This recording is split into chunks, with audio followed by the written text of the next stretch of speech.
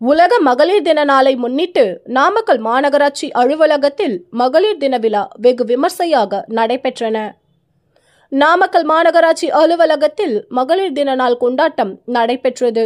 இதில் மாநகராட்சி உறுப்பினர்கள், அரசு ஊழியர்கள் மற்றும் தூய்மை பணியாளர்கள், கொசு ஒழிப்பு பணியாளர்கள் என 100க்கும் மேற்பட்டோர் கலந்து கொண்டனர்.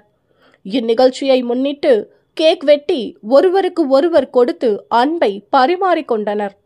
பின்னர் தூய்மை பணியில் ஈடுபட்டுள்ள பெண் பணியாளர்களை கௌரவித்து அவர்களுக்கு தலையில் கிரீடம் அணிந்து சான்றிதழ் மற்றும் நினைவு பரிசுகளை ஆணையர் மகேஸ்வரி வழங்கினார். இந்நிகழ்ச்சியில் மாநகராட்சியில் கொசு ஒழிப்பு பணியாளராக வேலை செய்யும் புஷ்பா சினிமா பாடல் ஒன்றை பாடினார்.